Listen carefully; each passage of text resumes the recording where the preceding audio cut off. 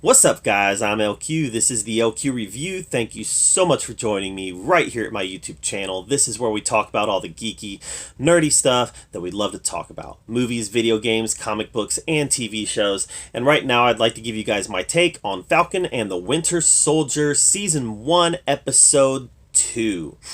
And my biggest gripe with the first episode was that both the characters ended in the same place they began. There was no progression for either one of the characters. We got backstory, but no progression.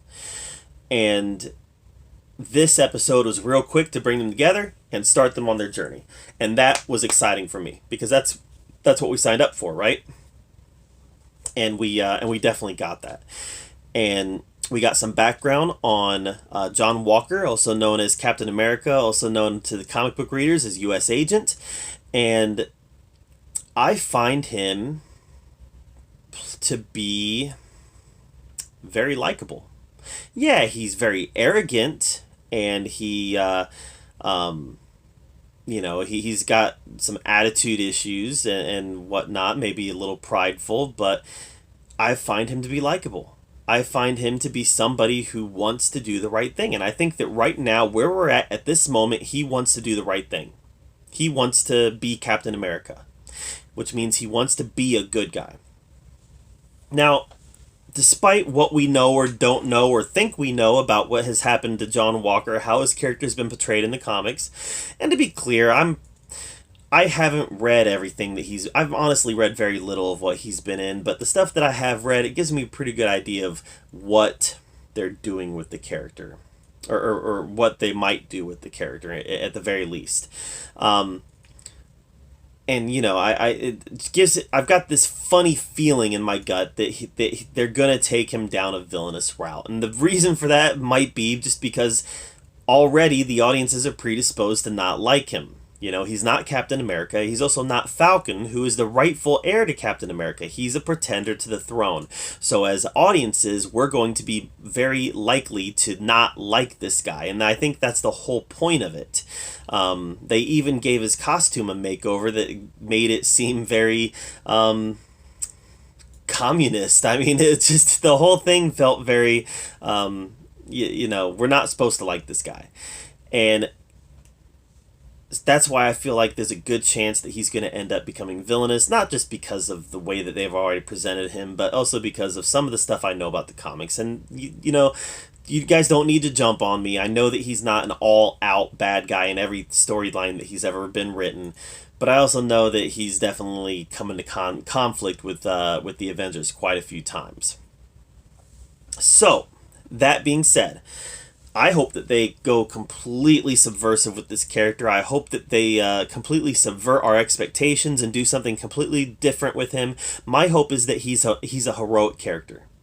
My hope is that at the end of this series, he stands with Bucky and Falcon to fight the bad guys, and that he ends up being a heroic character who can show up in future installments of the MCU as a heroic character. That's what I hope. Even if it's not with the mantle of even if it's not with the mantle of Captain America, because I do believe Falcon's going to take that up. But I would love to see him standing with the Avengers as U.S. Agent, as a heroic character, and completely subvert our expectations and have him be an okay guy. I would love that. Even if it's kind of an anti-hero, I would still love that. I don't think that's the route they're going to take, but that's what I want to see happen. We learned more about the evil organization. What were they called? The Hand or something like that. The evil organization that has super soldiers working for them. And now the mystery is, where are these super soldiers coming from? Where did the super soldier serum come from? And how are these people how are these people getting their abilities? There was a really cool action sequence on two semis with Bucky, Falcon, U.S. Agent, John Walker, and his partner, which I don't remember his partner. Was it Booker or something like that? With the four of them fighting some super soldiers. And I liked seeing the new Captain America, John Walker. I liked seeing him work with Bucky and Falcon. I liked him throwing the shield. I liked that whole component of it. Like I said, I like him showing up as Captain America. I don't like him as Captain America. I hope Falcon becomes Captain America, but right now I like him in this role, and I hope that he stays heroic. I don't think he will, but I hope so. But I liked their banter. I liked the way that John Walker interacts with Bucky and Falcon with respect, but at the same time saying, "Hey, come on, let's work together."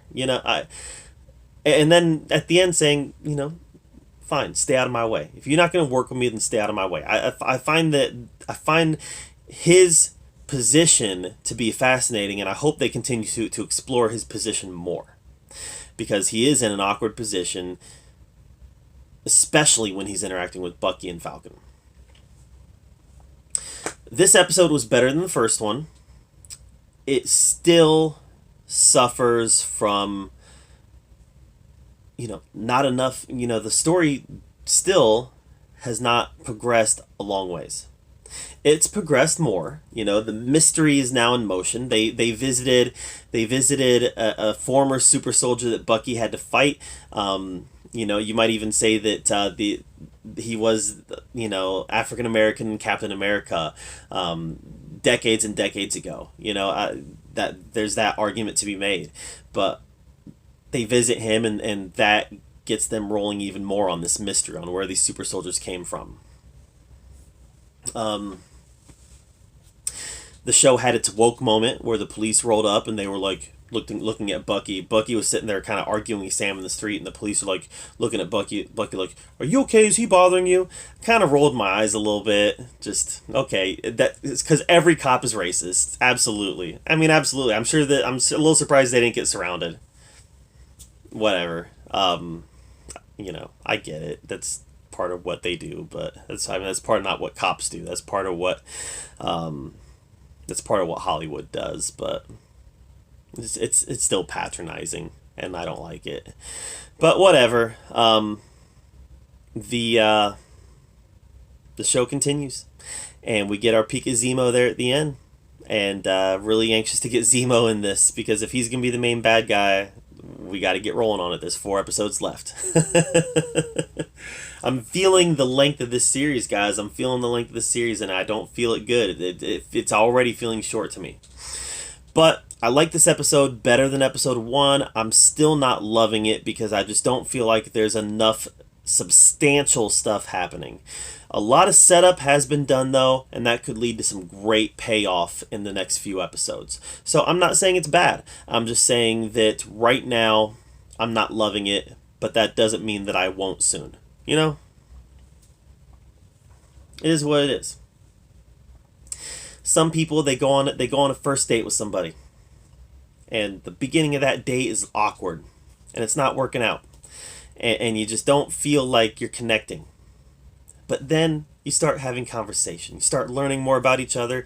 You start laughing some. And by the end of the date, you're connected and you can't wait to have that second date.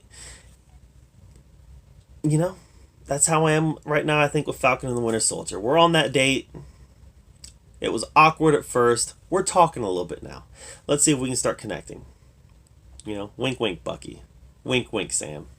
I want to connect with you guys. Alright guys, what did you guys think of Falcon and the Winter Soldier episode 2? Let me know in the comments down below. I'd love to hear your take on it. While you're down there, make sure that you subscribe to my channel. I put out a lot of content, and I want to make sure that you're up to date with everything that I'm doing. And as always, thank you so much for joining me right here at the LQ Review, where we get to talk about all the geeky, nerdy stuff that we love to talk about. Until next time, we'll see you guys later.